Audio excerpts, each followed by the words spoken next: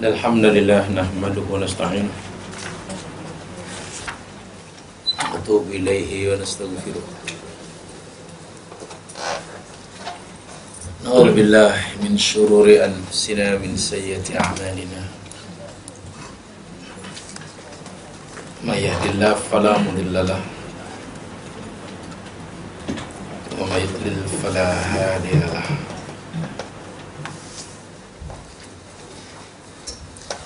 Raditu billahi wa rabba wa bil islami dina wa bi Muhammadin nabiyya wa rasulah.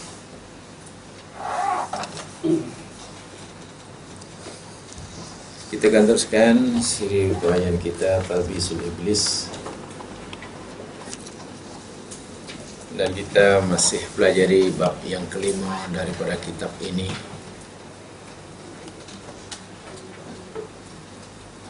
yakni Talbisul Iblis fil Aqaid wa Diyanah, tipu daya iblis dalam masalah akidah dan agama.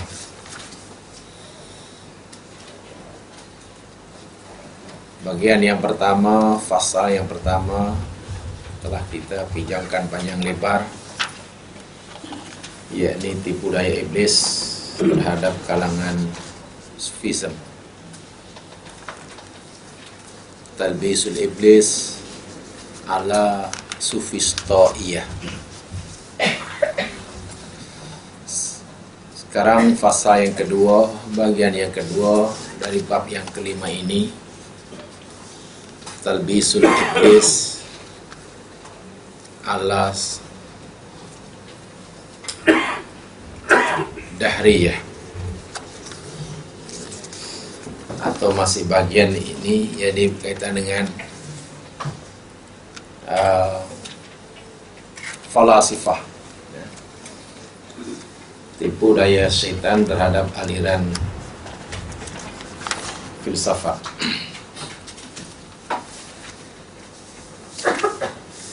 Filosofi, falsafah.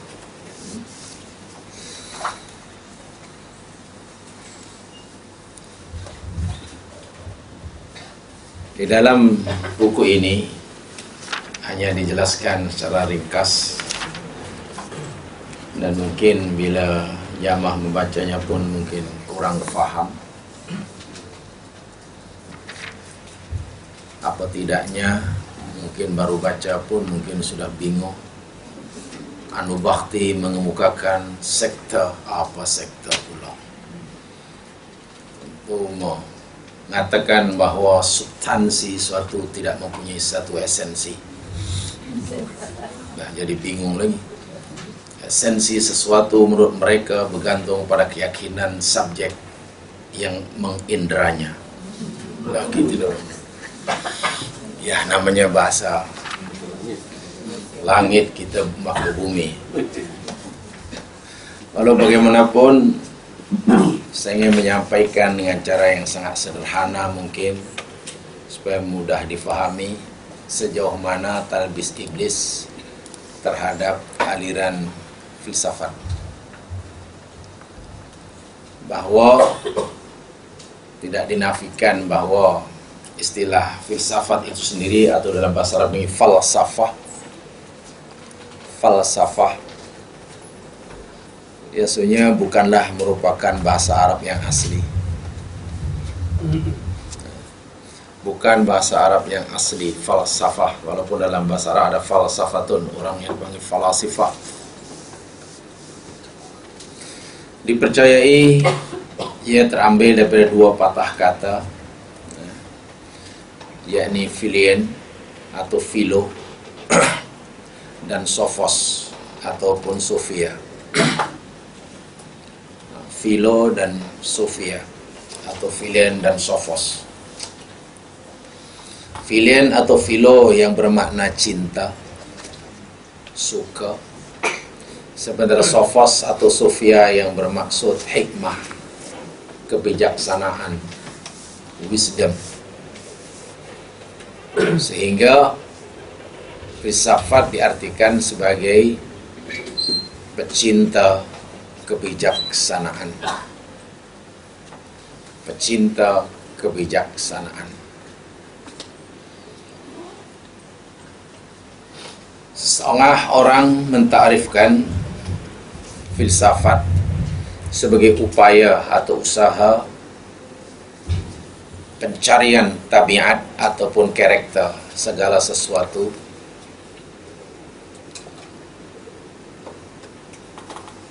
dan hakikat segala yang maujud. Satu usaha untuk mencari akan tabiat atau karakter sesuatu serta hakikat segala yang maujud. Itu kata setengah mereka, yakni yang mereka sebut sebagai filsafah.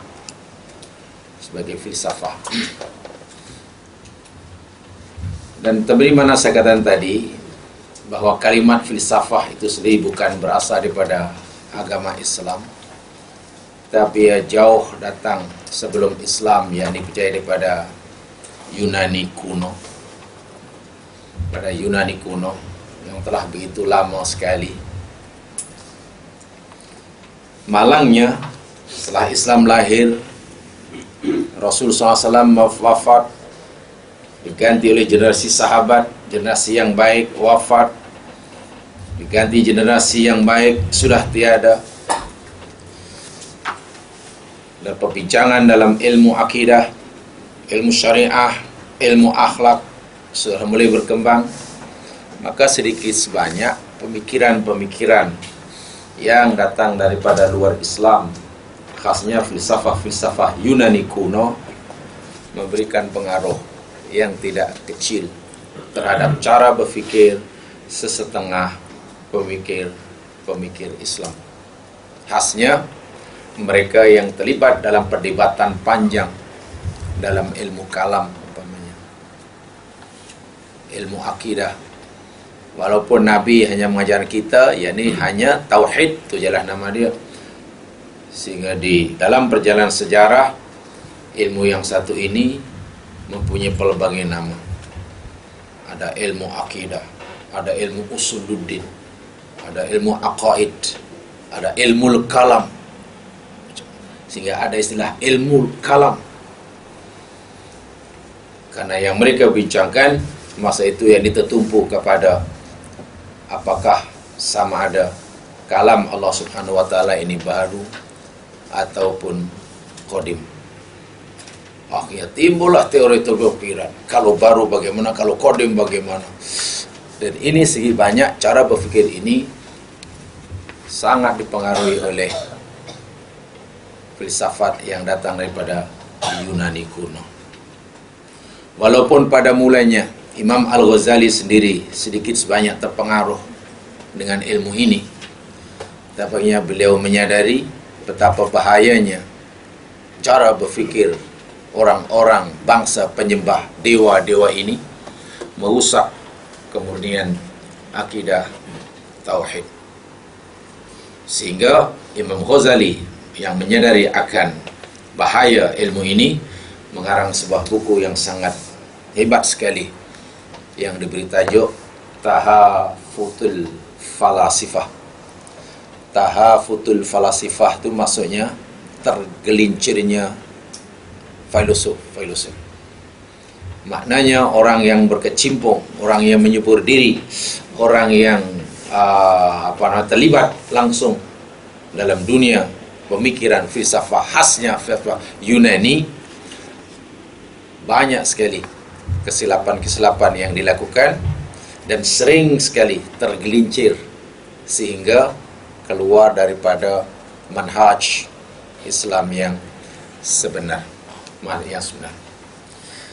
Sebagian ahlul ahwa wan bidah, sebagian orang yang mengikuti hawa nafsu dan mempunyai selera tinggi, keinginan yang sangat tinggi dalam beribadah tetapi tidak dikawal oleh kefahaman syariah. Seleranya cukup tinggi dalam beribadah, malangnya tidak punya kawalan syariah. Akhirnya mereka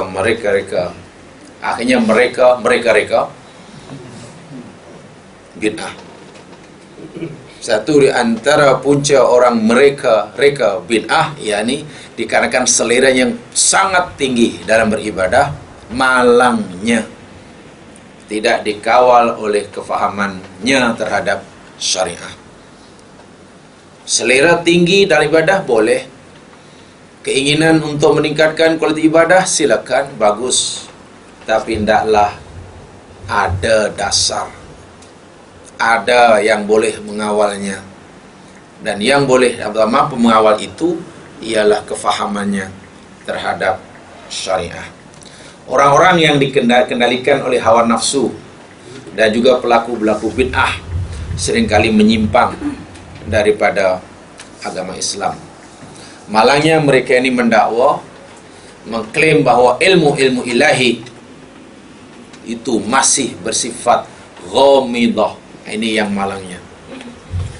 Orang-orang ini dan yang sebagian dengan mereka berfikir, berkeyakinan bahawa ilmu Allah, termasuklah ilmu akidah, masih bersifat ghamidah.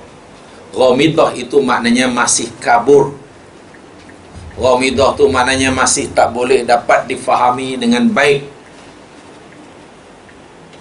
Bila seseorang sudah punya keyakinan bahawa ilmu-ilmu yang datang daripada Allah, termasuk ilmu akidah yang qat'i sifatnya, masih bersifat kabur, masih bersifat belum dapat difahami dengan baik, kita boleh bayangkan apa yang akan dilakukan oleh orang itu untuk memahaminya.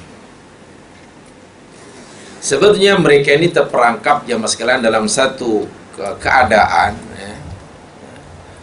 yakni apabila akal mereka tidak mampu atau belum dapat memahami, mereka akan berkesimpulan bahawa ajaran agama itu adalah tidak benar. Ajaran agama perlu disesuaikan dengan fikiran. Mana-mana ajaran agama yang tidak selari dengan cara berfikir orang yang waras perlu ditolak. Kalau tidak tolak pun tawakuf dahulu, tunggu dahulu. Mereka sangat lambat memberikan ruang kepada hati untuk beriman, kerana orang-orang ini lebih mengutamakan logik akal. Apa sahaja yang tidak dapat difahami oleh akal, sama ada mereka menolaknya atau mereka akan tunggu dahulu, sehingga apa yang diterima itu boleh diterima oleh akal. Jarang sekali mereka mengutamakan, mengedepankan hati nurani, jiwa yang suci dalam menerima sesuatu kebenaran.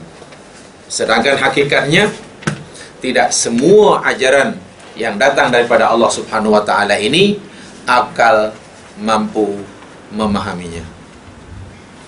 Saya tidak berkata bahawa ajaran Allah ini tidak masuk akal. Tentu bukan begitu maksudnya. Tetapi ajaran Allah tidak semuanya akal mampu memahaminya. Bukan tidak masuk akal ya. Bukan tidak masuk akal, bukan begitu. Akal tidak punya kemampuan yang memadai, yang mencukupi untuk memahaminya. Sebab itulah mereka mengklaim bahawa ilmu-ilmu agama ini termasuk akidah masih bersifat ghamidah. Artinya kabur. Artinya tidak dapat difahami. Dan menurut mereka tidak mungkin dimengerti. Karena dia masih kabur, tidak boleh dimengerti, maka ilmu agama tidak mungkin dapat difahami kecuali melalui jalan mantiq, jalan filsafat, jalan merenung, jalan berfikir.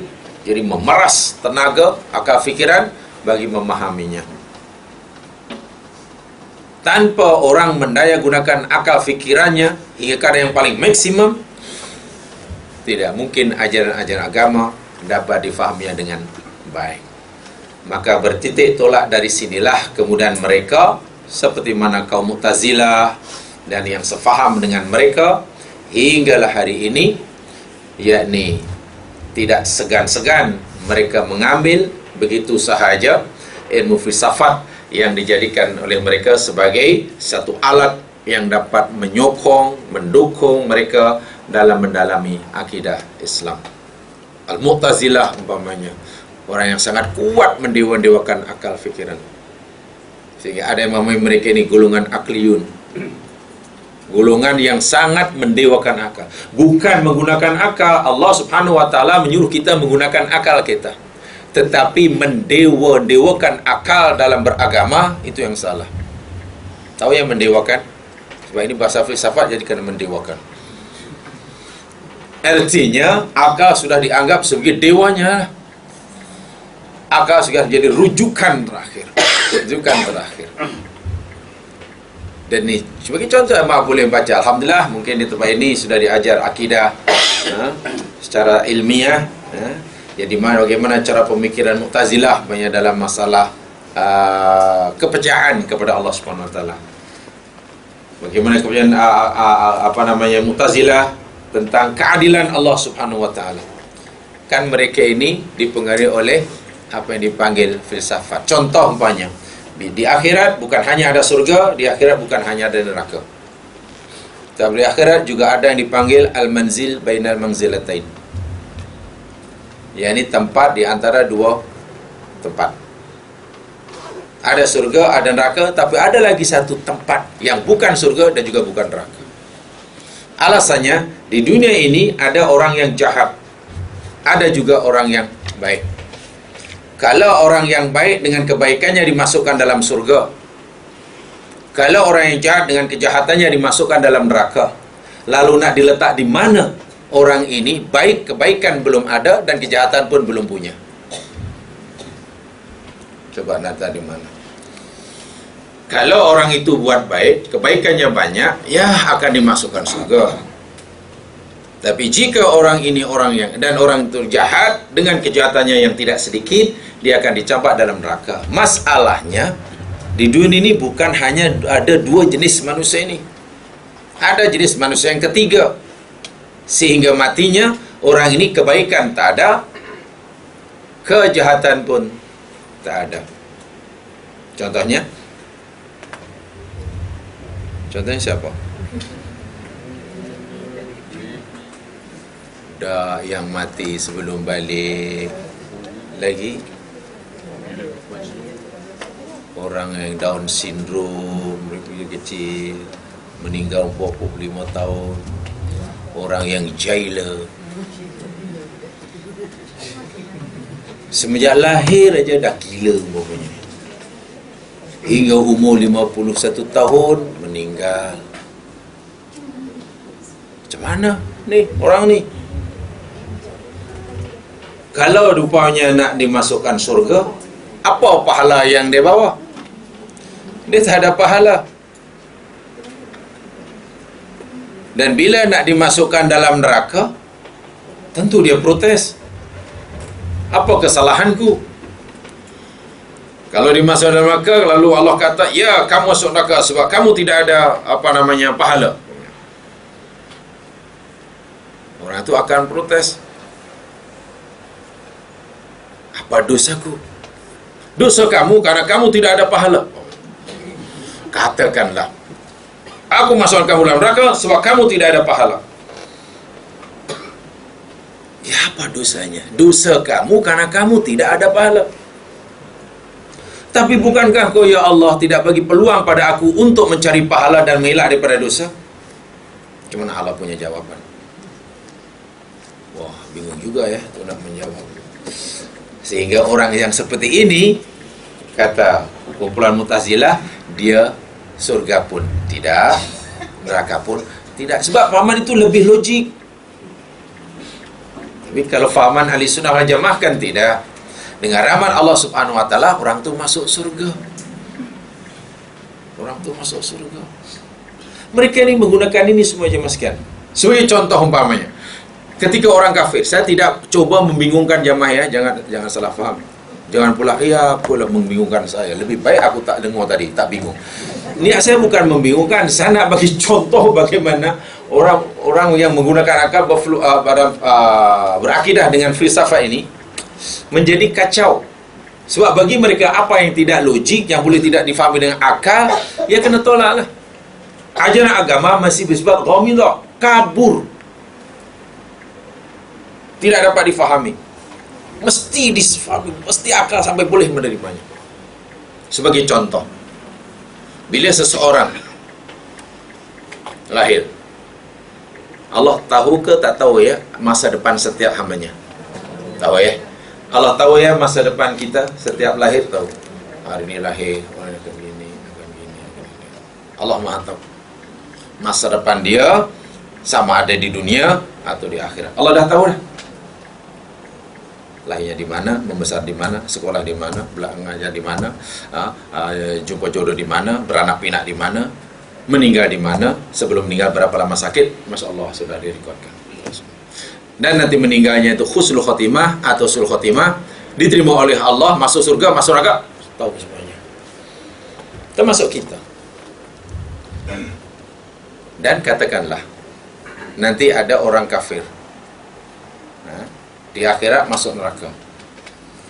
Setelah masuk neraka, lalu protes pada Allah, ya Allah, kenapa engkau masukkan aku dalam neraka? Yalah, kalau orang kafir jelaskan, kamu masuk neraka sebab kamu kafir. Nih rekod kamu, rekod kamu. Orang kafir tanya, ya Allah, dahulu engkau tahu tak bahawa aku jika besar menjadi orang kafir? Allah kata, aku tahu.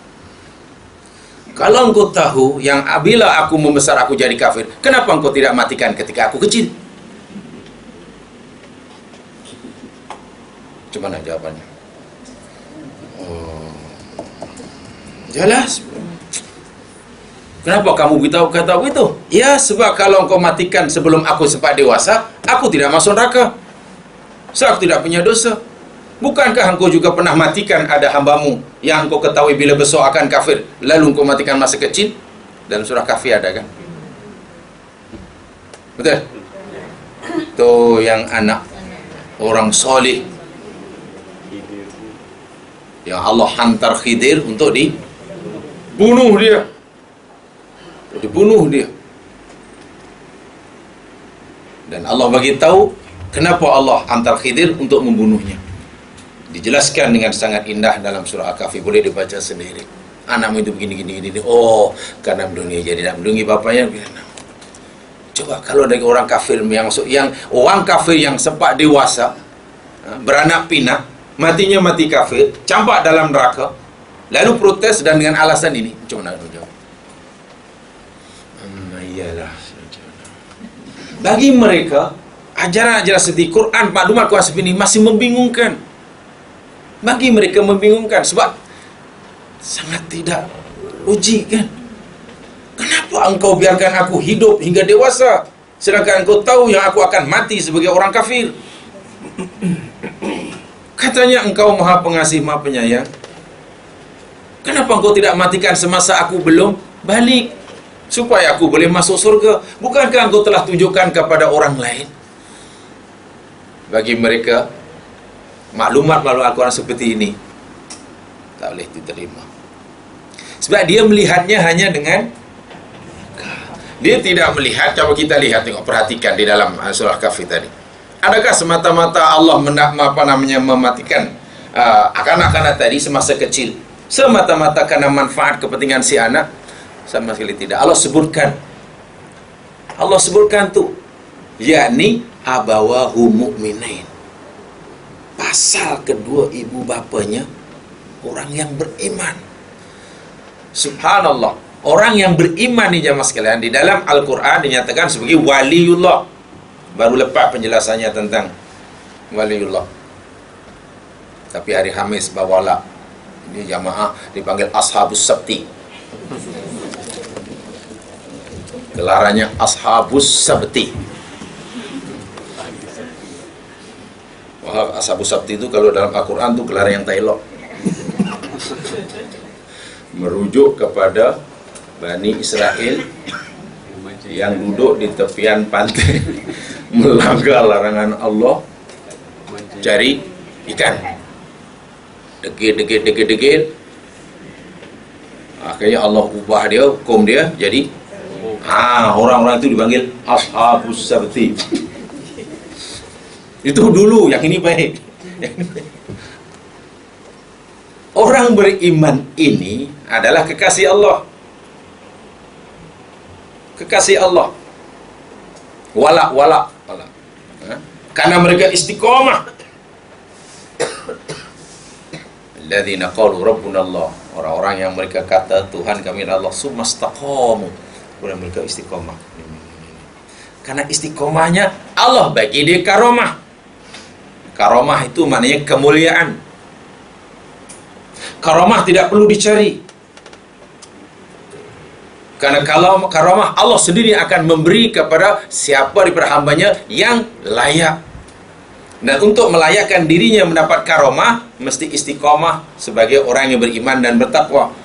Dan hamba Allah yang Allah sebutkan dalam surah Kahfi tadi, orang yang istiqamah dalam imannya dan juga dalam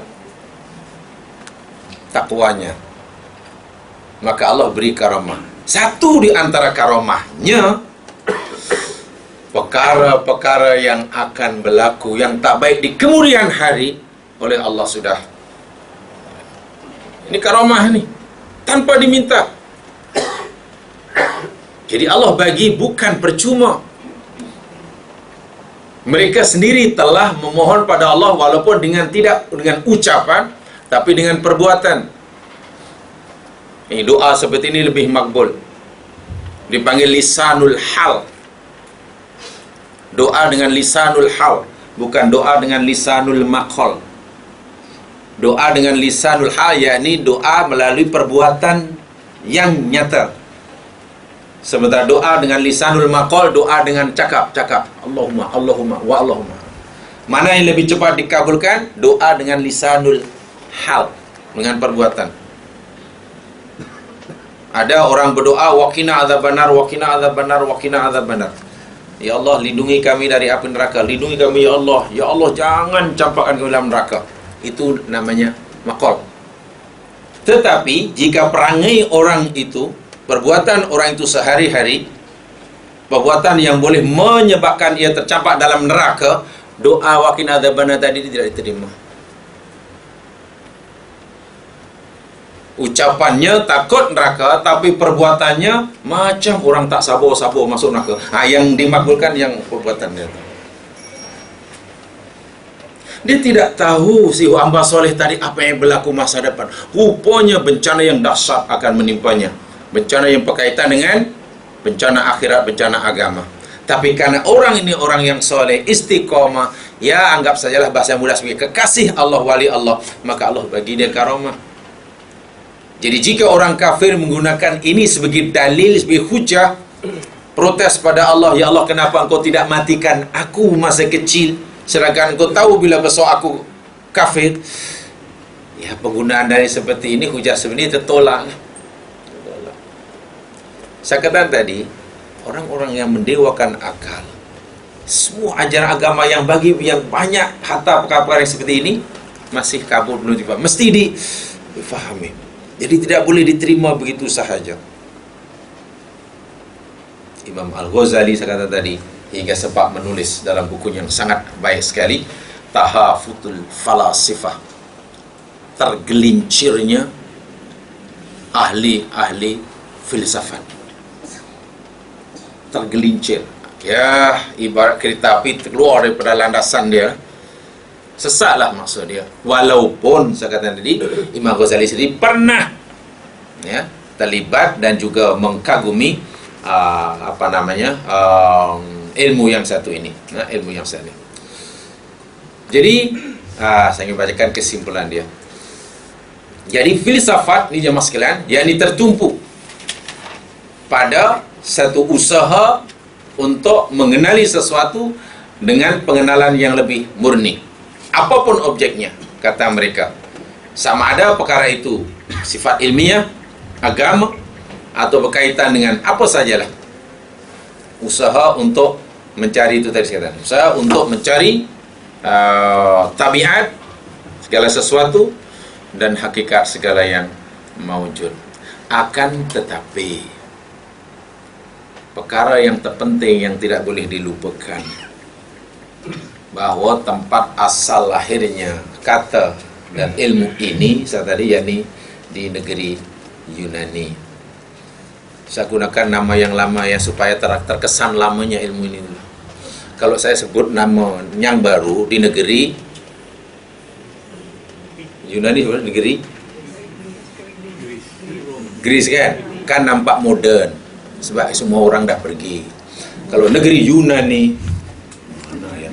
Jadi supaya nampak kesan kunonya tu nama. Sebab ilmu sudah sangat kuno. Jadi bagi menimbulkan nuansa kuno, wah, supaya biar bahasanya lebih ini lagi. Saya tidak akan menyebut Greece lagi, menyebut Yunani. Itu pun sering tambahkan kuno. Orang Arab pun sampai sekarang masih menyebut yakni Al-Yunaniyah. Al-Yunaniyah. Sebab itu memang nama asal dia. Tak tahu semenjak bila tukar jadi Greece.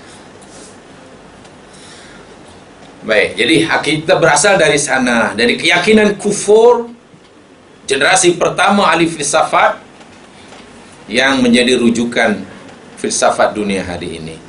Asal muasal lahirnya ilmu ini di negeri Yunani, dan keyakinan dia keyakinan kufur generasi ahli filsafat mereka yang sekarang menjadi rujukan filsafat dunia. Jadi sudah cukuplah bagi muslimin untuk berhati-hati dan menyampingkannya dari tengah masyarakat umat Islam, karena ia berasal daripada kaum syirik yang tidak beriman pada Allah. Bahkan mereka ni kaum yang menyembah para dewa, menyembah dewa bukan Tuhan, sehingga sampai sekarang pun masih ada di itu dewa Amur namanya, dewa Amur. Tahu yang Amur? Kita tahu. Alhamdulillah. Kan dulu ceritanya, mereka punya cerita. Dan malaikat ini menyalahkan manusia, katanya. Menyalahkan manusia. Apa nih manusia ini nanti oleh jadi Tuhan, jadi khalifah, dia tidak betul melaksanakan tugasnya.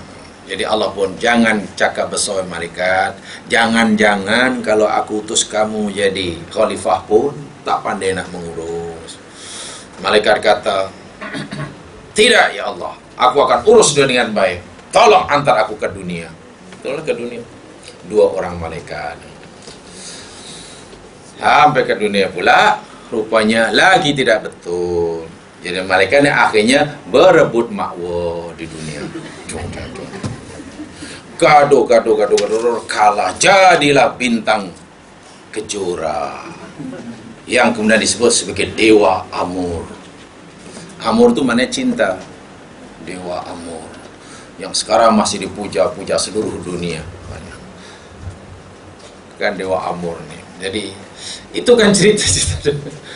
Itu yang katakan dari berasal dari negara penyembah dewa. Saya ingat dahulu ketika sedikit diajar, hanya 1 semester filsafat, jadi tidak faham sangat. Berbeza dengan kawan-kawan kita yang mungkin ambil hinggalah paling tidak ijazah, ada yang master hingga PhD-nya, mungkin lebih mendalaminya. Walaupun dia tidak mau digelar filosof, tapi belajar untuk di seperti mana Imam Ghazali tadi lah, untuk mengetahui kesilapan mereka. Ya, sebagai contoh lah, sedikit banyak kita ini juga dipengaruhi dalam istilah agama pun ya mas sekalian. Sebelum kita mengenal Islam ini oleh Nabi Muhammad SAW, kan agama Islam agama yang terakhir ya, dibawa oleh Nabi Muhammad SAW. Itu kira agama Sami terakhir lah. Nah, sebelumnya sudah lama orang beragama itu beragama nun pada zaman paling lama Yunani kuno lah. Mereka ada mengenal istilah do. Mereka panggil Tuhan itu do. Do. Kemudian berubah jadi Theos. T-H-E-O-S. Theos pula karena Masalih sudah bertamadun jadi Theo. Sebab itu ada istilah teologi. Sebenarnya Theos dan Logos. Bahasa Yunani Theos dan Logos. Theos itu Tuhan, Logos itu ilmu. Di Theos, Logos, teologi maknanya ilmu tentang ketuhanan. Sehingga orang yang tidak bertuhan atau orang yang fahaman dia tidak punya Tuhan, orang putih panggil atheism. kan? Sebab itu maknanya tidak, Theos itu maknanya Tuhan, Isma itu maknanya fahaman, aliran. So atheism makna aliran yang tidak bertuhan. Orang yang tidak bertuhan dipanggil atheos, jadi atheis. Asalnya di do. Sekarang kita seperti itu, ada dewa yang berbeda namanya Domingo, yang paling besar sekali itu. Bukan pizza dia. Itu Domingo. Oh, Domingo. Maklum saya kampungan, saya tidak makan pizza. Mana saya tahu. Jamaah cerita lah pizza tak sedap, saya tidak ingin. Sebab saya tak makan. Ada kereta yang Domingo. Bukan domino. Domino bukan yang apa? main dia juga. Ni, orang judi apa judi ya? Oh itu. Oh saya ingat yang sebab depan rumah saya tu ada dia pizza Domino. Saya ingat Domingo, Domino. Do itu Tuhan, Minggu itu matahari. Orang menyembah matahari semenjak bila agak-agak ya? Setakat yang jamaah tahu setelah belajar di Darul Ta'lim lama ni. Ya ayyuhal ashabus sabti.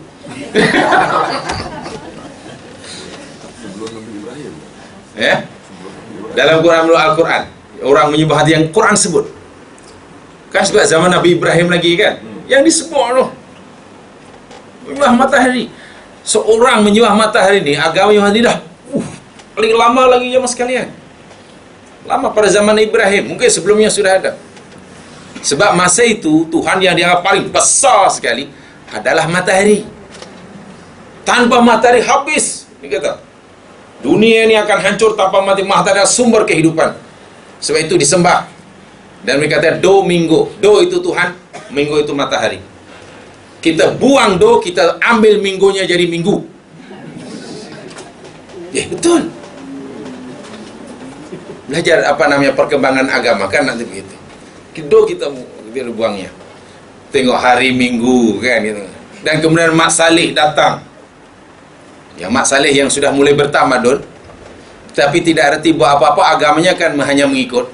Jadi supaya dia nampak moden, nampak apa namanya cerdas, nampak pandai, jadi tak mau guna bahasa yang asli. Kena terjemahkan dalam bahasa dia. Hari pertama ini Sunday, hari matahari, karena ini yang dianggap besar. Hari Senin dipanggil Monday.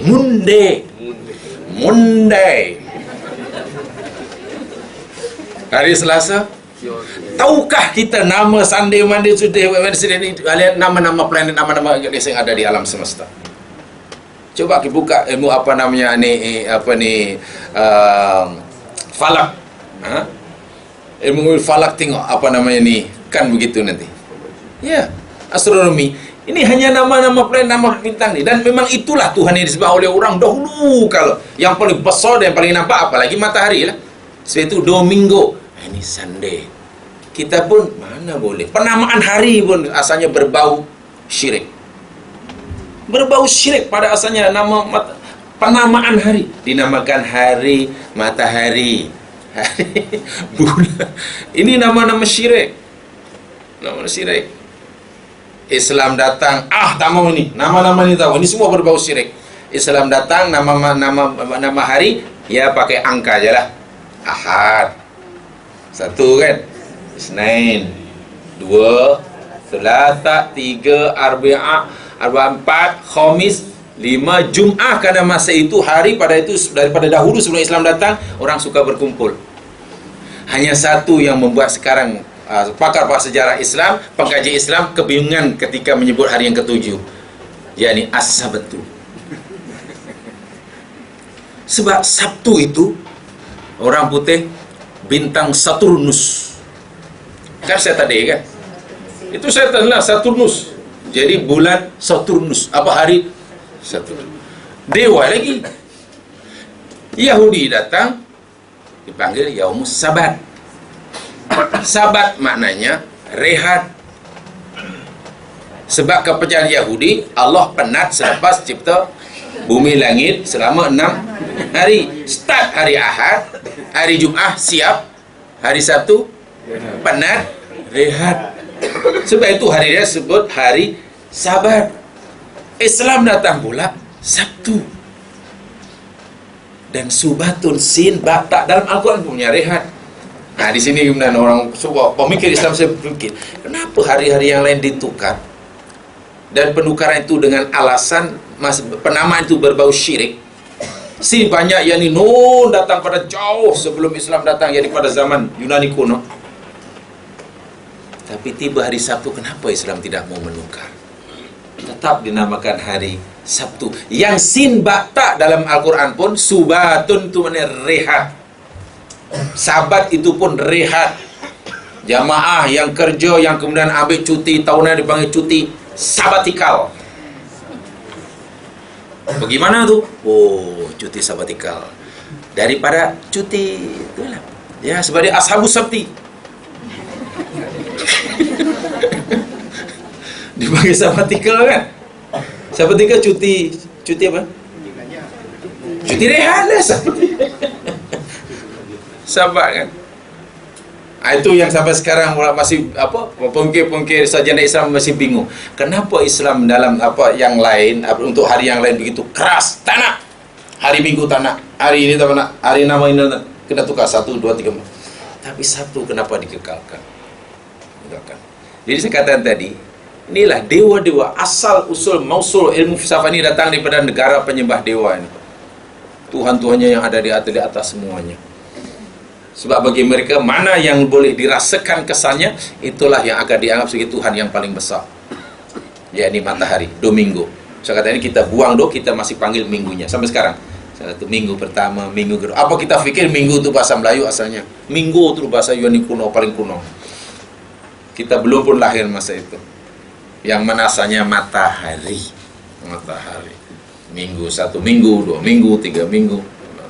Itulah asal usul filsafat yang bermacam-macam. Apa namanya saya sebutkan sebagai contohnya di sini sebenarnya dalam bahasa Arabnya disinggung sedikit saja masih oleh si pengarang oleh Ibnu Jauzi, disebut sedikit contoh-contohnya. Di sini katalah i'lam anna sufistaiyah inqasamat salasa madhahib. Bahwasanya fahaman ini, aliran ini terbagi menjadi 3. Al-awwal yunkiru haqa'iqil asya. Jadi karena disebut sedikit nanti coba saya jelaskan, tidak banyak. Baik, kemudian baik, beliau dia dan kejuan terhadap Dr. Affaf binti Hasan bin Muhammad Mukhtar, seorang sarjana muslim, seorang wanita cendekiawan, namanya Affaf binti Hasan bin Muhammad Mukhtar, yang menulis satu buku, atau lebih tepatnya yakni ketika ingin mendapatkan gelaran kesarjanaannya, dia menyusun satu tesis disertasinya dengan tajuk Tanaquzu Ahlil Ahwa wal Bidah fil Aqidah. Tanaquzu Ahlil Ahwa wal Bidah fil Aqidah. Maknanya kesilapan ataupun percanggahan lah cara berfikir orang-orang yang pengikut hawa nafsu dan bid'ah dalam akidah.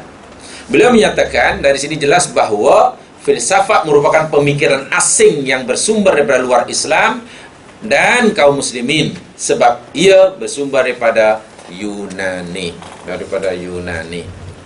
Dan beliau sebagaimana saya jelaskan di awal tadi, jadi patut dicurigai dan patut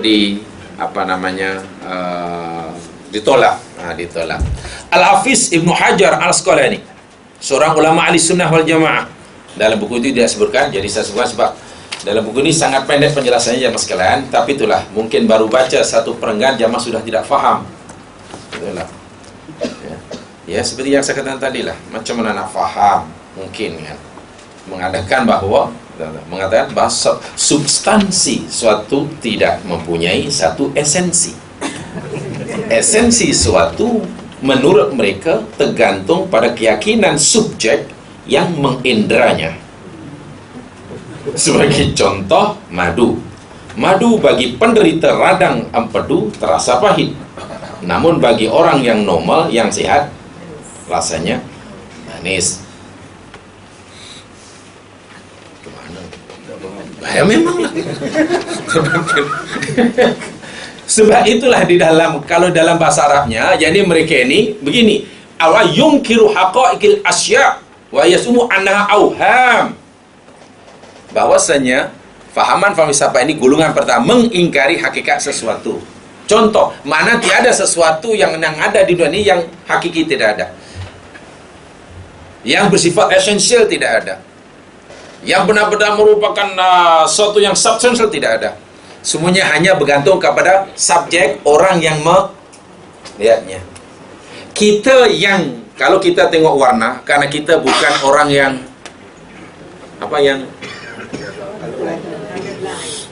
buta warna, kalau blind pula. Yang kalau blind dengan izin, buta warna. Kan? Kita yang tidak buta warna, insya Allah boleh. Oh, merah, biru, kira-kira. Bagi kita. Tapi tolong panggil saudara kita yang buta warna. Apa yang dia nampak? Karena itu hakikat merah putih itu tidak ada. Tidak ada hakikat benda, tidak ada. Ia hanya bergantung subjek orangnya lah yang menilainya. Orang ini melihat, saya nampak hanya putih, saya nampak hitam aja, tapi saya lain. Saya rasa manis, ya awak kata manis, saya rasa pahit. Berarti apa kalau itu dia punya substan dan esensial satu masalah, satu perkara? Tidak wujud. Termasuk dalam agama, katanya. Termasuk dalam agama tidak ada sesuatu yang hakiki, yang mesti, yang qat'i. Semuanya hanya bersifat relatif, bergantung kepada siapa yang bahaya ke tak bahaya. Oh, asyaddu bahaya. Asyaddu bahaya. So agama sudah menjadi relatif. Dan ini sudah mulai dikembangkan dan begitu. Tidak ada yang mutlak.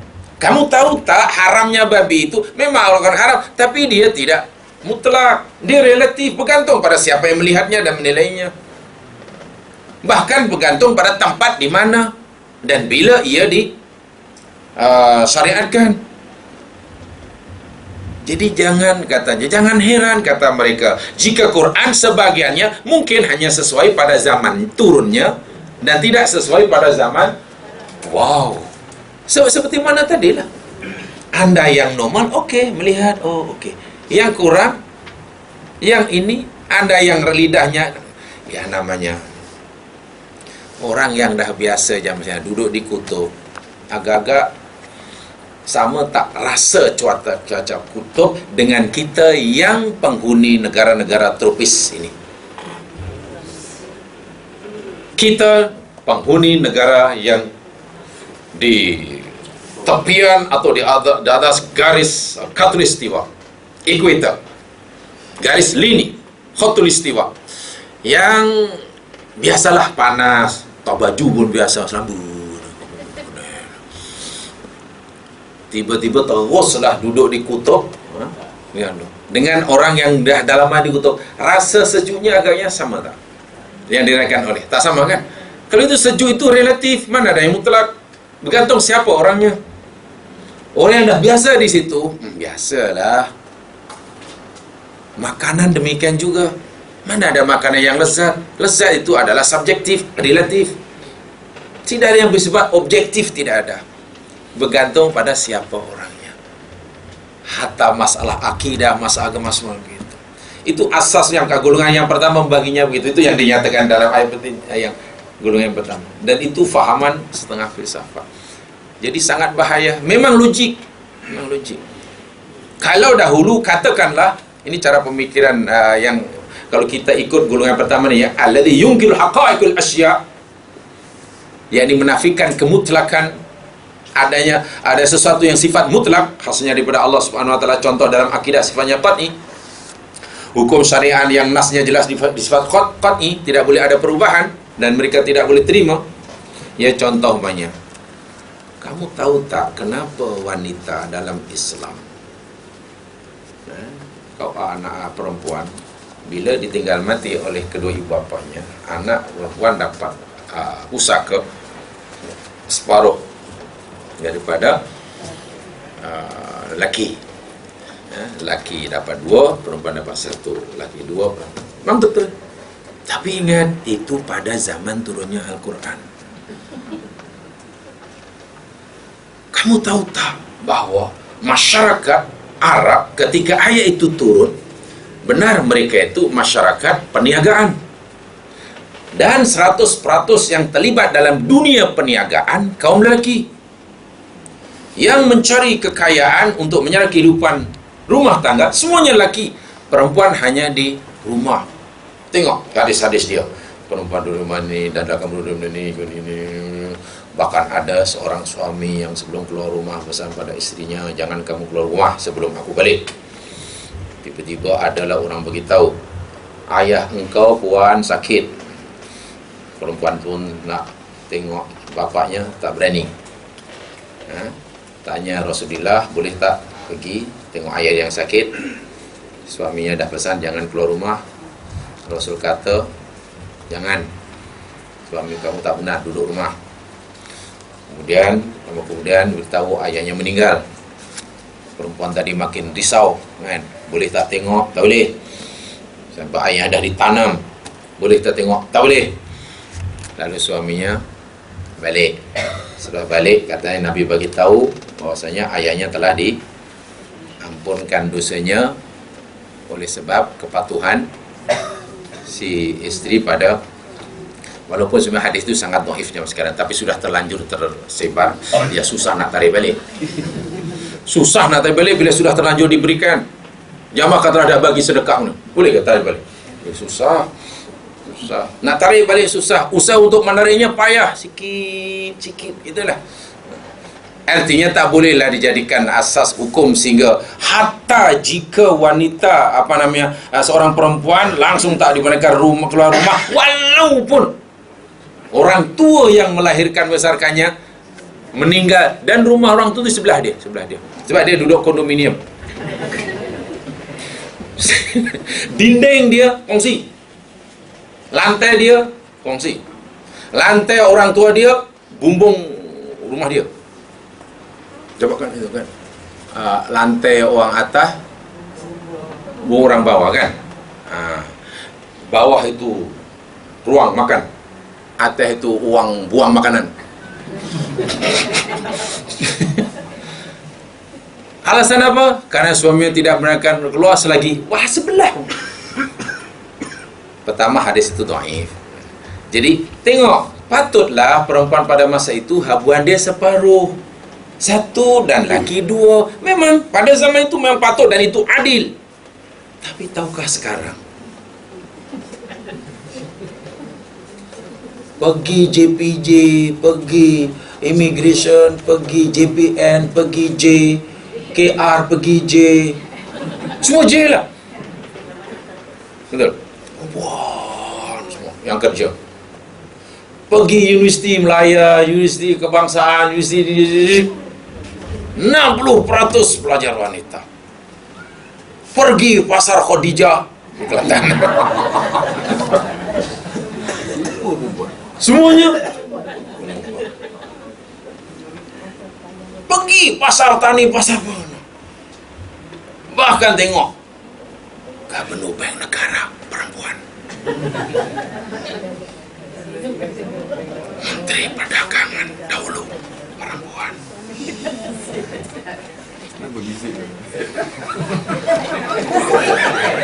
Supaya lelaki tak tersinggung.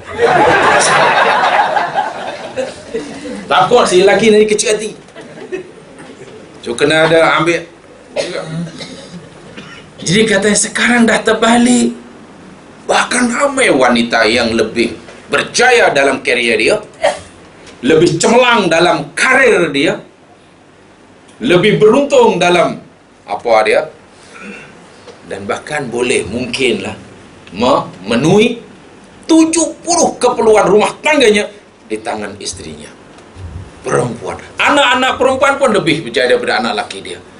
Tiba-tiba meninggal orang tuanya, perempuan dapat 1.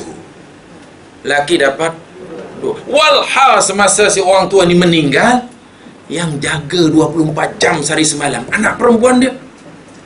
Anak lelaki batang hidung bukan apa. Datang ketika orang tua dah meninggal, baru ayah tadi pukul berapa meninggal ni, dek, katanya. Malam tadi bang pukul ni. Selama ni apa yang kau buat? Marah pula. Belagak si anak lelaki. Dah lah masa sakit tak mau jaga, kan? Selama ini yang urukan siang malam ni, terpaksa berhenti bekerja, terpaksa jaga anak. Lah meninggal dapat 1. Kalau kita tanya orang yang begini mesti, itulah buktinya bahawa pada zaman Al-Quran hanya sesuai pada masanya sahaja. Dia bersifat relatif, tidak bersifat mutlak. Orang pun sudah, yang mulai cendekiawan sudah mulai ya, okey, okey, okey, ya, jamaskan. Nanti kita akan mungkin yang bagian yang ketiga tu, fasa ketiga tu, yakni talbis iblis terhadap dahriyah. Dahriyah itu mana golongan yang tidak percaya adanya Tuhan, etis lah. Dan buat kajian jamaah sekalian, di dunia sekarang ni ada 10% orang etis, kajian terbaru. Dan tahukah daripada 10% itu kebanyakannya orang yang punya kecerdasan berfikir, sehingga boleh disimpulkan walaupun kesimpulan ni, walaupun hipotesis ini tak begitu dia ada kisah benar tidak, tapi mengejutkan jugalah. Daripada 10% yang etis tadi, kebanyakan orang yang cerdas otaknya, lalu kesimpulannya, biasanya orang semakin cerdas otaknya, semakin hebat berfikirnya, tanpa ada iman, cenderung pada etis, cenderung kepada tidak percaya kepada, suka memperhatikan. Coba kan kalau ditanya itu. Sekarang terbalik. Jadi sekarang jika perempuan dapat 2, lelaki 1, itu baru ngam.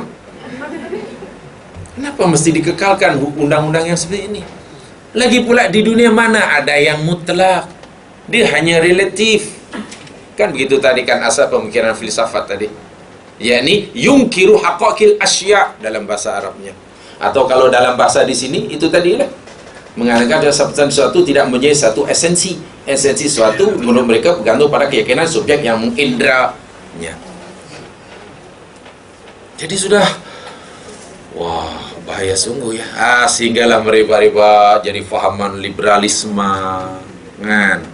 Fahaman yang, ya itu yang saya ada katakan awal-awal lagi, orang yang suka mendewa-dewakan akal. Apa saja yang tidak sesuai dengan akalnya atau yang akal tidak mampu memahaminya, dia akan tolak atau dia akan coba cari.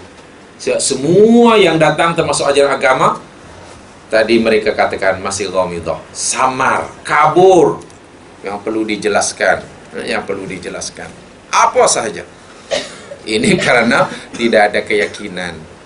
Mereka suka melihat Islam khasnya, ini kalau Islam yang dilihat lah, jadi hanya bagian-bagian tajazub, ini sikit, ini sikit, macam itulah.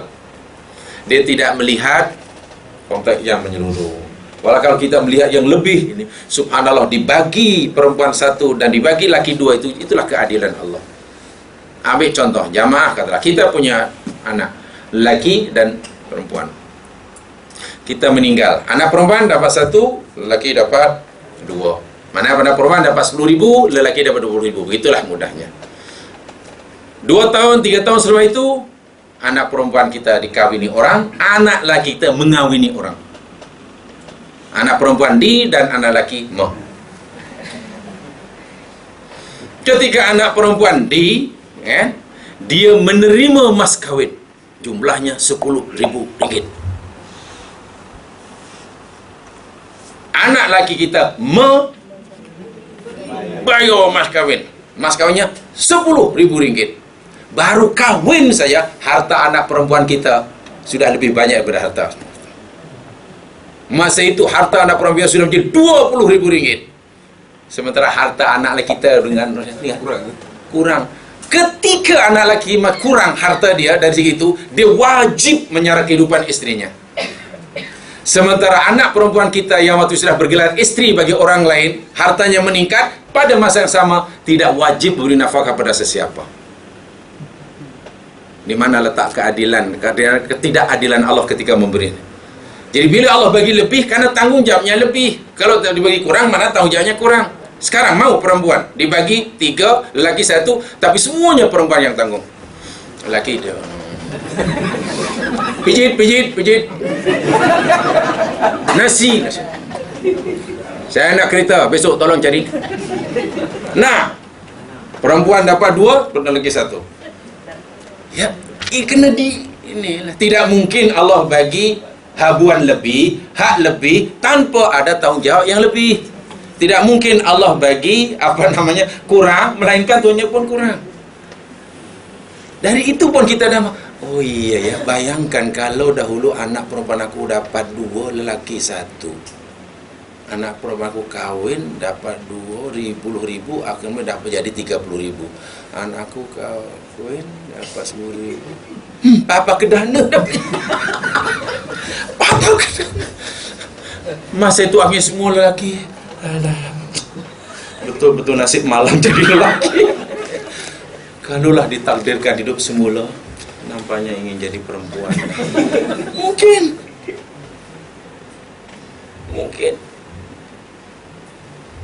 Tapi kalau mungkin terlintah begitu, cepat-cepat sedar. Oh, rupanya tak juga ya.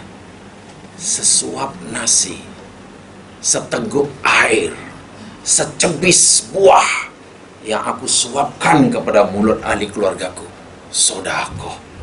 Wah, pahala rupanya. Penatnya tangan, bekerja, kerasnya tapak tangan, berkematu. Kematu kerana mau kata maunya? Cangkul ke apa? Masalah Nabi kata, inilah tangan yang dicintai oleh Allah. Wow. Bila orang punya peluang, punya kesempatan untuk keras tangan dia, kecuali dengan bekerja kuat. Bila orang punya kuat, kecuali dia diberi tanggung jawab. Jadi kalau tak ada tanggung jawab tadi, hanya duduk belakang, pijit, benar. Ya, tangan licin lah. Main golf. Oh, main golf boleh keras ya? Tak tahu tu. Saya pun kalau balik kampung main golf juga. Tapi di bandar saya tak arti. Di kampung saya nanti. Tapi pukul aja lah. Pukul rumput, lalang. Ada kebun jadi kena. Pernah juga. Ada alhasil.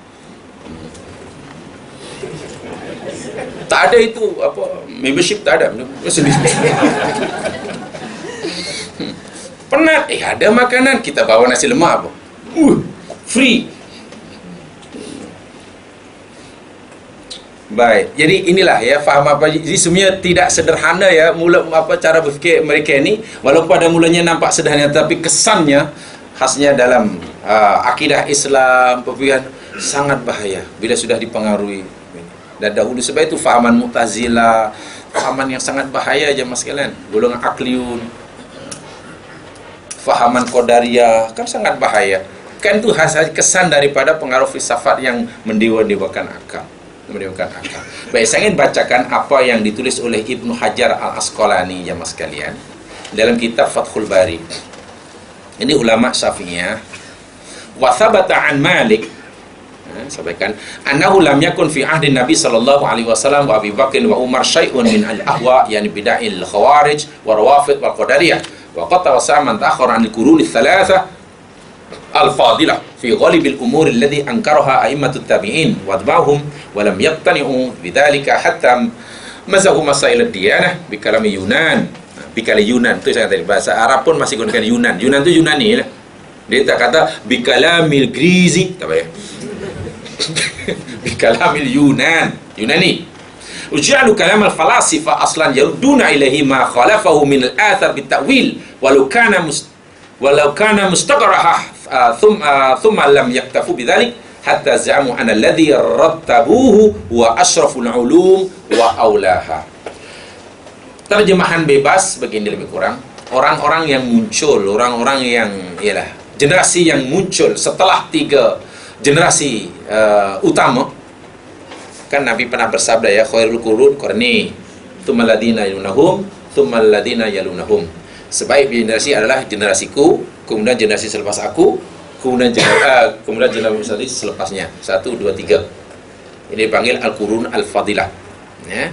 Orang-orang yang muncul, generasi yang muncul selepas 3 masa generasi yang pertama yang hebat ni, terlalu berlebihan dalam kebanyakan perkara yang diingkari oleh tokoh-tokoh generasi tabi'in dan generasi tabi'in tabi'in. Generasi yang muncul, yang datang selepas 3 generasi pertama ini sangat-sangat berlebihan, terlalu berlebihan dalam perkara yang diingkari oleh tokoh generasi tabi'in dan tabi'in. Orang-orang itu tidak merasa cukup dengan apa yang sudah dipegangi oleh generasi sebelumnya. Ini terjemahan bebas daripada yang saya bacakan tadi, ya, bukan apa. Jadi untuk mudah memahaminya, mereka tidak merasa cukup dengan apa yang sudah dipegangi oleh generasi sebelumnya, sehingga mencampur adukkan perkara-perkara agama dengan teori-teori Yunani. Tadi saya bilang, hatta mazahu masail ad-diyanah bi kalamil Yunan. Mereka mencampur adukkan perkara-perkara agama, berkaitan agama seperti akidah ke, syariah ke, dengan bi kalamil Yunan, teori-teori Yunani, yang menjadikan pernyataan kaum filosof sebagai sumber rujukan bagi meluruskan athar yang berlawanan, bertentangan dengan filsafat mereka. Subhanallah. Ja'alu kalamal falasifah aslan yarduna ilaihi ma khalafahu minal athar bitta'wil. Mereka jadikan pernyataan kaum filosof, apa statement filosof Yunani telah jadikan satu sumber rujukan untuk meluruskan athar. Athar tu maknanya athar lah, hadis Nabi daripada sahabat ni. So mana-mana hadis Nabi, mana-mana ucapan sahabat, mana-mana mereka warisi pada 3 generasi pertama yang tidak mereka fahami, mereka akan luruskan, mereka akan fahami berdasarkan dengan rujukan-rujukan filsafat Yunani tadi, melalui cara penakwilan meskipun ianya tercela. Jadi ditakwil dan banyak lagi penakwilan. Mereka bukan terima apa adanya yang datang daripada Nabi, tapi mereka akan takwil sesuai dengan pemahaman mereka berdasarkan rujukan yang mereka ambil daripada kalamul Yunan. Kalamul Yunan itu kata Ibnu Katsir. Mereka tidak berhenti di situ sahaja. Mereka thumma lam yaktafu bidzalik. Mereka tidak berhenti di situ sahaja. Bahkan mereka mendakwa ilmu yang telah mereka susun itu, hatta zamu an alladhi rattabuhu, ya, bahwa ilmu yang mereka telah susun itu huwa asraful ulum wa aulaha, ilmu yang paling baik dan paling mulia. Ya, ilmu hadis yang sebenarnya boleh diterima begitu sahaja, ya, contohlah umpamanya Al-Quran yang tentang babagan waris, tinggal terima saja hingga kiamat. Tapi mereka fikir karena ia tidak sesuai dengan keadaan semasa, maka mereka fahami dari sudut lain, ditawil, dan setelah jadi tawil menjadi satu ilmu yang tersendiri, dan mereka mendakwa ilmu hasil penakwilan ini merupakan ilmu yang paling tinggi dan paling asyraf, paling mulia dan paling tinggi. Itu dalam kitab Fathul Bari yang dikarang oleh Ibnu Katsir, Ibnu Hajar Al-Asqalani. Masya Allah. Jadi rupanya ulama-ulama ahli sunnah pun yang masalah sangat prihatin, ya, sangat takut, mengkhawatirkan daripada dahulu lagi, bukan sekarang. Saya kadang tidak dapat bayangkan, ya, apa agak-agak yang dapat dirasakan oleh ulama-ulama ahli sunnah seperti ini, seperti Ibnu Hajar Asqalani, Ibnu Jauzi, Ibnu Taimiyah, jika sekiranya lah, termasuk Al-Ghazali tadi, Walau pada mulanya dia terpesona juga, tapi akhirnya dia mengetahui dan untuk sebagai tanda taubatnya mengarang buku yang bercerita tentang kesesatan filsafat. Kita tak boleh bayangkan apa agak-agak yang difikir oleh orang-orang ini jika sekiranya mereka ini hidup pada zaman kita sekarang, ketika percambahan pemikiran yang hampir tidak ada batasan ni lah. Karena saya tengok saya lah, katalah dalam penulisan, dalam kabar, dalam ni, atau mungkin sekarang dalam dunia maya, katakanlah orang-orang sehebat beliau-beliau ini rahimahumullah ini hidup sekarang, kemudian tengok kalau kemudian baca macam mana agak-agak ya, tahu macam mana. Itu baru Imam Ibnu Qayyim, itu baru Imam Al-Jauzi, itu baru Imam Syafi'i. Bagaimana jika sekiranya Abu Bakar hidup di tengah-tengah kita sekarang? Kemudian sempatlah hidup seminggu kau terus mengikuti seminar sana, dengar dulu. Nah, terus saya dah rasa enggak, ya itu mungkin hanya andaian lah, kita hanya mampu membayangkan lah. Sebab kalau kita tahu benar ya mas sekalian, sudah sangat jauh. Kita khawatir suatu saat lah, mudah-mudahan tidak berlaku. Mudah-mudahan Allah membantu kita menghalangnya. Ya. Fahaman-fahaman liberalisme, ya, kebebasan berfikir, fahaman-fahaman relativisme, relativisme, makna itulah fahaman yang semua benda relatif tadi, tidak yang mutlak. Hatta Al-Quran pun tidak mutlak. Itu lebih bahaya daripada sekadar liberalisme, daripada sekularisme. Tapi ini relativisme, merelatifkan bahawa semua adalah nisbi. Tidak ada yang mutlak, sehingga pemahaman agama mesti diserahkan kepada siapa yang memahaminya. Anda boleh punya fahaman ikut apa yang Anda yakini, dan saya juga ada hak untuk memahami seperti apa yang saya yakini. Sebab apa yang kita lihat adalah relatif. Terserah Anda melihatnya. Anda nampak warna biru, silakan. Mungkin mata Anda lebih biru.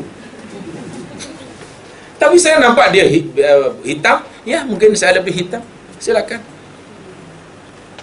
Siapa yang benar? Yang benar pasti, kalau saya mengatakan itu hitam dan itu hitam, saya benar. Tapi kalau saya nampak itu hitam dan saya kata dia biru, baru saya salah. Tapi Anda mengatakan itu biru karena Anda nampak biru, Anda benar. Tapi kalau Anda kata itu hitam sedangkan Anda nampak biru, Anda salah. Wah, itu bagi saya sangat luar biasa bahayanya. Dan sekarang sudah merebak karena kita susah nak kawal, khasnya dalam dunia maya. Lagi pula generasi akan datang tentulah lebih punya keinginan mengetahui, kekerapan bertanya mungkin lebih daripada kita sekarang. Itu masalahnya. Generasi akan datang keinginan untuk tahu, kekerapan bertanya lebih dari kita. Kita ingin tahu, tapi orang generasi kita lagi kuat keinginannya. Kita ingin bertanya, tapi generasi kita lagi kerap bertanya, rajin. Bayangkan kalau semakin banyak orang bertanya, sementara sedikit yang mampu jawab, apa yang akan berlaku? Ada dalam satu asar jemaah sekalian, sahabat hidup pada zaman di mana ramai orang yang yang tahu, ramai orang yang tahu, sedikit orang yang bertanya. Ramai orang yang boleh menjawab, sedikit yang ingin minta fatwa. Ini pada zaman Nabi. Beramal pada zaman seperti itu lebih baik daripada mencari ilmu. Sebab apa? Karena ramai orang tahu, ramai orang faham, sedikit yang tak tahu. Yang tak tahu itu kalau dia beramal pun, jika salah, ramai orang yang betulkannya. Beramal lebih baik dari cari ilmu. Sayati zamanun, nanti akan datang satu masa. Ada dalam bahasa ini, hadis itu ada. Tapi malah nak cari. Bukan itu tadi yang saya sampaikan. Itu tadi entah macam mana datang ke situ, saya pun tak tahu. Bahkan datang satu hari, masa di mana qalilun fuqaha'uhum, orang-orang yang faqih, orang-orang yang faham agama sebagaimana yang disyariatkan, qalil. Qalil itu sikit sangat. Tapi kathirun khutaba'uhu, ramai yang boleh cakap dengan tentang agama. Yang faham sikit, yang boleh cakap ramai. Ramai. Ketua cawangan boleh cakap. Contoh. Di kedai boleh cakap. Isu agama yang memerlukan kepakaran dalam memahaminya pun kadang-kadang baru mungkin dilantik jadi apa pun sudah merasa berhak untuk bagi komentar, dan komentarnya diikuti oleh orang. Ya, ni YB semalam memang tak setuju. Macam itu kerja dia. Kan? Jadi tengok, ramai yang sedikit yang faham, tapi ramai yang boleh bercakap. Qalilun fuqahu alim ulamahu, sedikit yang alim yang mengerti, kathirun sa'iluhu, ramai yang bertanya. Yang nak tahu ramai, tapi yang boleh bagi jawapan sebenarnya hanya sedikit. Wal ilmu khairun minal amal, ketika itu mencari ilmu lebih baik daripada beramal. So, apa akan berlaku jika orang yang nak tahu, yang nak tanya lebih ramai daripada yang boleh jawab? Ya, akhirnya jawapannya dah entah apa-apa. Sikit yang faham, tapi ramai yang boleh cakap. Cuba cakap. Oh, susah ya kalau sebab takut nanti Arumugam pun cakap. Saya tak begitu suka, saya tidak setuju Arumugam. Susah ya. Makin inilah. Sebab itu ya, belajar tidak boleh berhenti lah. Belajar sendiri, baca sendiri pun tak boleh berhenti. Sebab, dan kita nasihatkan pada anak supaya ni, sebab yang mengancam kita sebenarnya sangat banyak zaman sekarang. Ya, insyaAllah yang macam itu bukan orang yang dari sudut yang lain ya. Sebab dari satu aspek kita bangga. Contoh daripada kesadaran orang nak menjalani ibadah tuntutan agama, relatif membanggakanlah. Buktinya bila masuk Ramadan, surau-surau penuh kan, tarawih kan, masjid penuh, orang murid Masya Allah nak sedekah kan, buat murid kan, yang jumlah pinggan lebih ramai yang nak makan tu lah. Ada suruh jumlah pinggan dia lebih ramai daripada yang nak makan. Nak tunjuk mewah, nak tak mewahnya kan. Terpaksalah sewa surau yang kecil, kena sewa khemah untuk nampung jamaah ni. Sewa 1 bulan, diguna 1 minggu. Saya masuk minggu yang kedua dah tak ada. Wah, dah dibayar sebulan. Haji tengok sekarang, daftar sekarang 20 tahun mungkin, 20 tahun baru boleh pergi. Itu kalau nasib baik ya. Kalau sebab 2 tahun lepas kita tabung haji. Yalah, sebab PKP dia kata susah kalau nak pergi, kena tunggu kan. Jadi kena daftar. Jadi saya pergi, saya daftar anak saya 3 orang, saya daftar sekali. Dia beritahu dia berapa nanti. Oh, okey, ini tahun 2024 atau 25 macam tu lah. Okey lah. Dia tanya, "Encik dan ni tak daftar sekali ke?" Kata saya, "Boleh ke?" Ini tu. Yalah, walaupun dah pergi tak pernah boleh, betul. Tak boleh. Daftar sekali lah kalau boleh. Nama encik dah ada ni, dah 3 kali. Yalah kalau boleh, kata saya. Habis nak daftar? Ya daftarlah. Okey lah. Daftar apa salahnya? Daftar sekali. Okey, bagi tahu. Ini encik. Bila tahun 2052. Saya dah mati je, kata saya. Saya kata, ini biar betul, saya dah mati masa itu 2052. Ya boleh merayulah, nanti kalau anak-anak pergi boleh. Kata main-main sih. Dia keluar, kata pasal macam mana boleh keluar? Ya ikut ini apa? Queue apa ke macam tu kan. Yalah, pasal encik dah pergi 3 kali, jadi tak apalah, nanti pergi dah. Saya ingat boleh. Yalah, nanti kalau anak nak pergi untuk menemani, ya merayulah katanya. Kalau ini 2053 mati sih. Kalau hidup pun mungkin dah. Oh, nak pergi hajinya sampai KLIA terus Palu. Macam main dia kata saya. Tak memang macam tu cik, ada yang lebih lama lagi. Tapi tak apalah, asal nama dah ada. Ya kalau saya simpan pun tak sleep itu dah hilang kata saya kalau. Tengok. Dari sudut itu kita bangga, terpaksa menunggu kan. Tahun-tahun. Mana boleh daftar sekarang kan. Masya Allah, 7 dulu saya daftar, ini minggu depan dah pergi dah. Saya ingat pertama kali 87 saya pergi. Daftar dulu minggu depan dah boleh pergi dah. Kapal terbang kosong. Maksudnya kosong, yang first class yang tu BCS tu kosong. Sebab biasanya orang pergi haji kan naik belakang dulu kan, ekonomi kelas kan. Nah saya dia ni. Jadi tak tahulah macam mana. Ya mungkin kadang-kadang orang nak tergesa-gesa kan, naik berburu jadi tempat free seat kan. Jadi saya masuk lambat, kata bila saya masuk lambat nampak gayanya mestilah nanti seat yang nurun dekat tandas. Tengok-tengok memang ada pun. Jadi saya tanya sama kru tu, sajalah, ni belakang tu dah penuh, jadi boleh tak saya duduk? Kata Amin Fadli, tafadhol. Lain duduk lagi.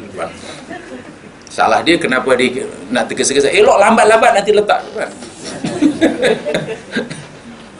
Dari segi itu menyeronokkan, bangga kan, yang nak pergi haji ramai, yang sedekah banyak, yang sebarang tarawih tak muat, masjid baru lagi, parking dia 10 km kalau masjid baru. Tapi bila melihat yang ini ancaman ini, sangat-sangat menakutkan. Jadi kita tidak boleh bangga itu. Syiar ini ramai, tengok perarakan maulid berapa ribu yang terlibat. Perara apa Muharram awak berapa, memang menakjubkan. Tetapi jangan dilihat dari sudut itu sahaja. Ancamannya sangat dahsyat. Khasnya ancaman ini yang sebenarnya bermula daripada fahaman filsafat zaman dahulu. Sekarang sudah dikembangkanlah pengaruh dia dengan berbagai macam aliran.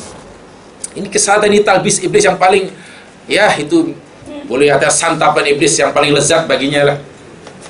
Orang terpengaruh dalam ini, itu merupakan santapan iblis yang terlezat baginya.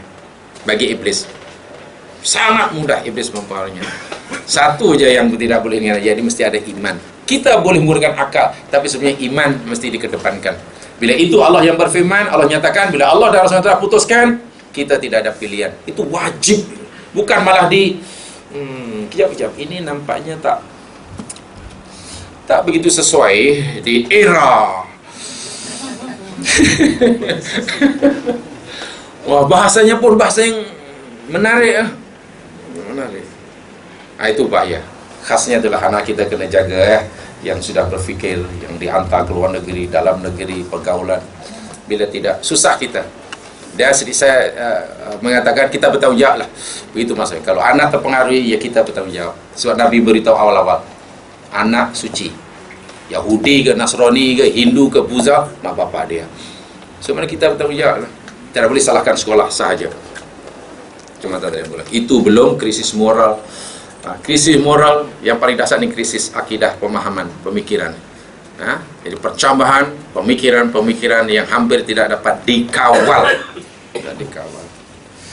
Itu je Mas Kiran sebagai mukadimahnya, pengenalan kepada bab ini. Sebenarnya bab ini sangat pendek, dan karena kita tidak belajar filsafat, dan bukan itu yang kita sampaikan. Lagi pula saya bukan tahu sangat filsafat. Ya, seperti yang saya katakan tadi, saya hanya belajar 1 semester aja sebab itu tak minat dan bukan itu yang saya ambil. Akhirnya menyesal, akhirnya tak tahu. Dulu diberi peluang untuk belajar tak mau, akhirnya sekarang menyesal. Ya begitulah hidupnya. Kenapa dulu tak mau belajar? Sekali tak pandai, menyesal. Ya, itulah dalam hidup ini selalu. Akhirnya halah, kenapa kalau dulu kan gede juga. Sekarang tak boleh lagi, kalau suruh duduk, lalu itu dengar nanti pensara cakap, ngantuk pula saya ni. Dah tak masuk.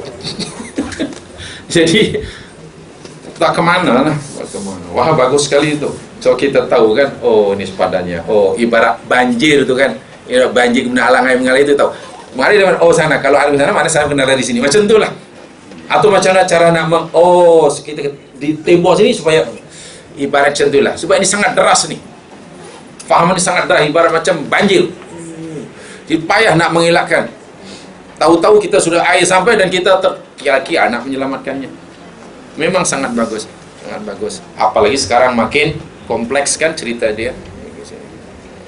Mudah-mudahan kita dilindungi. Asal mau belajar. InsyaAllah, silakan. Ini tentang tadi di akhirat kata tadi ada surga dan neraka dan ada in between tu. Saya pernah lah dan yang mengajar tu menghidupkan hidup mengatakan bahawa memang ada kata pemisah antara surga neraka, dinding tinggi dan ada kita yang akan dihantar ke sana. Sebab maksudnya timbangan kita kosong-kosong lah maknanya. Mungkin boleh saja untuk sementara saya boleh agak ke mana arah pertanyaannya. Itu mungkin dimasukkan dalam surah Al-A'raf agaknya. Ashabul A'raf yang kanan ada orang duduk di situ, tengok ahli neraka masuk, dia takut, tengok ahli surga masuk, dia ingin masuk surga, tapi mereka sendiri belum diputuskan. Jadi sentiasa khawatir kan, menunggu nasib yang belum pasti kan, takut. Dan ada yang memahami, dikata karena orang itu amalnya sama, yang baik dan yang buruk ngam-ngam, jadi ditimbang. Dacing dia tu betul-betul tu. Tak gini tak. Ditiup pun macam tu juga. Tunggu. Tetapi kita kena faham, di antara sekian banyak mufassir yang paling faham tentang Al-Quran, khasnya pada zaman Nabi, yakni Ibnu Abbas. Ibnu Abbas, yakni sahabat Nabi yang paling faham tentang tafsir kan. Ibnu Abbas memahami, mereka kenapa orang tadi duduk situ, mereka ini merujuk kepada ada orang mati syahid di medan perang, tapi semasa nak keluar perang tidak mendapat restu daripada orang tuanya. Sedangkan dalam Islam, bila anak itu berkewajiban menjaga mak bapaknya, perlukan bantuannya, dia tak boleh pergi, ini tak boleh. Jihadnya mesti jaga mak bapak tadi. Dia pergi juga degil dan mati syahid. Tapi tak dapat restu orang tuanya inilah. Dengan kematiannya di medan perang, dengan kesyahidannya di medan perang, dia tak masuk neraka. Kan? Sebab dia mati syahid, mana mungkin masuk neraka. Kan? Tapi kenapa tidak terus masuk surga? Ada yang menghalangnya, yakni kerana dia menderhaka tu. Karena menderhaka pada mak bapak itulah, tak dapat restu bapak itulah yang menghalang dia untuk terus jadi masuk neraka pun tidak, karena dia mati syahid. Masuk surga pun belum, sebab ada ini, tunggu lama. Walaupun akhirnya Ibnu Abbas kata bifadlillahi wa rahmatihi, dengan kurnia Allah dan namanya orang ini masuk surga. Itu maksud orang ini. Jadi tidak ada tempat, bukan itu maksudnya. Sebab dimasukkan Mu'tazilah itu seperti kanak-kanak, betul-betul ada tempat khas, surga tidak, neraka tidak, sampai bila-bila. Jadi untuk kita, pengajaran kita, kalau orang mati syahid sekalipun, jika masih punya dosa dengan mak bapak, tidak boleh terus masuk surga. Apatah lagi dahlah matinya tak syahid, mak bapak diheret ke mahkamah. Di mana tempatnya? Ya, untuk kita begitulah. Dahlah matinya tak syahid, mak bapak dipermalukan di mahkamah. Di mana ada? Sedangkan yang syahid tak dapat apa, itu pun mesti nasib dia. Jadi kena hati-hati, sebab mak bapak kan punya karomah ya, kemuliaan yang tinggi. Itulah maksudnya. Jadi saya pikir bukan untuk yang seperti itu tadi. Itu mungkin fahaman yang dalam surah Al-A'raf. Memang ada yang memahami itu, tapi secara pribadi saya mengikuti fahaman Ibnu Abbas. Yani orang tadi akhirnya masuk surga dan punya bukan karena amalnya sama. Tak boleh masuk karena ada suatu amalan yang perbuatan yang menghalangnya. Dan tidak dimasukkan dalam neraka karena dia ada pendindingnya. Jadi yang tunggu. Oh, memang menakutkanlah, suspend lah. Menunggu-nunggu tentang keputusan nasib dirinya yang belum pasti. Itu dah macam tersiksa. Kata Ibnu Abbas. Wallahu a'lam. Hanakallahumma bihamdika, sadallah ilaha illa anta, astaghfiruka wa atubu ilaik.